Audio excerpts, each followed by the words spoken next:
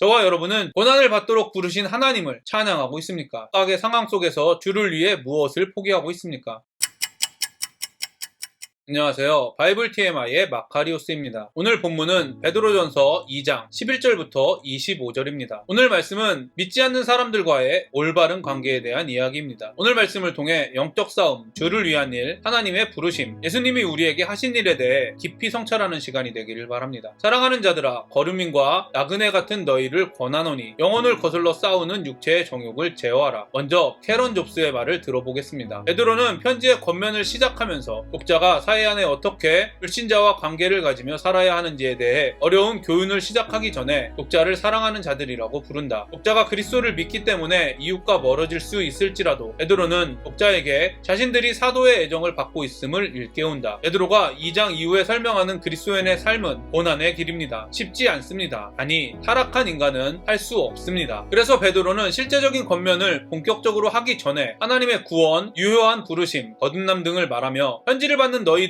바로 하나님께 선택받은 그리스도인이라는 확신을 준 것입니다. 베드로는 가장 먼저 영혼을 거슬러 싸우는 육체의 정욕을 제어하라고 권면합니다. 육체의 정욕은 그리스도인이 다시 태어난 하나님의 성품과 함께할 수 없습니다. 성경은 이 둘이 대적하고 있다고 기록하고 있기 때문입니다. 1장과 2장에 기록된 육체의 정욕을 제어하는 방법은 죄를 버리고 하나님의 성품을 사모하며 진리를 순종하고 영혼을 깨끗하게 함으로 거짓 없이 형제를 사랑하는 일입니다. 바울은 육체의 정욕에 대해 조금 더 자세히 설명합니다. 음행, 더러운 것, 호색, 우상숭배, 주술, 원수 맺는 것, 분쟁, 시기, 분냄, 당짓는 것, 분열함, 이단, 투기, 술취함, 방탕함 등의 육체의 정욕을 제어하는 방법은 성령의 열매를 맺고 육체와 함께 정욕과 탐욕을 십자가에 못 박는 것입니다. 저와 여러분이 다시 태어난 하나님의 성품을 통해 성령의 열매를 통해 십자가에 못 박음을 통해 육체의 정욕을 제어하는 복된 인생이 되기를 바랍니다. 너희가 이방인 중에서 행실을 선하게 가져 너희를 악행한다고 비방하는 자들로 하여금 너희 선한 일을 보고 오시는 날에 하나님께 영광을 돌리게 하려 함이라. 베드로는 이방인, 즉 믿지 않는 사람들과의 관계에 대하여 말하기 시작합니다. 이러한 겉면은 현재를 살아가는 우리에게도 매우 중요한 문제입니다. 베드로는 먼저 그리스도인이 이방인 중에 행실을 선하게 해야 하는 이유에 대해 말합니다. 그 이유는 믿지 않는 사람들이 그리스도인의 선한 일을 보고 그날에 하나님께 영광을 돌리게 하기 위함입니다. 문맥상 오시는 날은 종말의 때보다는 하나님께서 믿지 않는 사람들을 찾아오시는 날을 의미합니다. 그래서 칼빈은 12절을 이렇게 해석합니다. 사도는 우리가 사람들에게 호평과 칭찬을 받도록 우리 자신을 위해 분투, 노력하라는 뜻으로 말하는 것이 아니라 그리스도께서도 우리를 가르치신 바와 같이 우리가 마땅히 하나님의 영광을 구해야 한다는 뜻으로 말하고 있다고 말한다. 베드로는 이 일이 어떻게 일어나게 되는가를 보여준다. 곧 불신자들이 우리의 선한 행실을 보고 하나님께 돌아와 순종함으로써 그에게 영광을 돌리게 된다는 것이다. 베드로가 말하는 선한 행실은 도덕적, 법적, 양심적인 행동을 넘어서 하나님의 성품으로 행하는 하나님의 말씀과 일치하는 행동입니다. 저와 여러분이 하나님의 성품으로 말씀에 순종할 때 우리뿐 아니라 믿지 않는 사람들도 하나님께 영광을 돌리게 된다는 사실을 기억하며 행동하기를 바랍니다. 인간의 모든 제도를 주를 위하여 순종하되 혹은 위에 있는 왕이나 혹은 그가 악행하는 자를 징벌하고 선행하는 자를 포상하기 위하여 보낸 총독에게 하라. 곧 선행으로 어리석은 사람들의 무식한 말을 막으시는 것이라. 너희는 자유가 있으나 그 자유로 악을 가리는 데 쓰지 말고 오직 하나님의 종과 같이 하라. 무사람을 공경하며 형제를 사랑하며 하나님을 두려워하며 왕을 존대하라. 사환들아, 범사에 두려워함으로 주인들에게 순종하되 선하고 관용하는 자들에게만 아니라 또한 까다로운 자들에게도 그리하라. 베드로는 선한 행실의 구체적인 예로 인간의 모든 제도에 대한 순종을 말합니다. 백성으로서 왕과 총독에게 의무를 다하고 종으로서 주인에게 의무를 다하라고 말합니다. 선한 왕, 주인에게만 그렇게 하지 말고 까다로운 왕, 주인에게도 의무를 다하라고 말합니다. 그리고 이것이 바로 하나님께 영광을 돌리는 것이라고 말합니다. 그런데 최근까지 계속해서 묵상한 열왕기서를 보면 하나님의 선지자인 엘리야는 악한 왕 아합에게 순종하지 않고 오히려 대적합니다. 책망합니다. 예수님은 이스라엘의 종교 지도자들을 대적하고 책망하셨습니다. 이쯤에서 여러분에게 질문하겠습니다. 우리는 세상의 지도자, 교회 목회자들에게 순종해야 합니까? 대적하고 책망해야 합니까? 성령의 감동하심으로 기록된 베드로서와 열왕기서는 서로 다른 말을 하고 있는 것입니까? 당연히 성경은 다른 말을 하고 있는 것이 아닙니다. 그렇다면 우리가 생각할 수 있는 것은 세상의 모든 제도에 순종 순종하는 일은 상황에 따라 할 수도 있고 안 해도 되는 아디오포라에 해당하는 비본질적인 일이라는 것입니다. 베드로는 주를 위하여 세상의 모든 제도에 순종한다고 말합니다. 이 당시에 많은 그리스도인은 하나님 안에서 자유를 얻었기 때문에 이 땅에서도 노예의 신분에서 벗어났다고 생각했습니다. 당연히 이런 생각들은 주인들과 심각한 갈등을 가져왔습니다. 더 나아가 세상에 내야 할 세금을 안 내는 등 국가에 대한 의무를 행하지 않으므로 나라의 관리들과 심각한 갈등을 가져왔습니다. 이런 문제들 때문에 믿지 않는 사람들이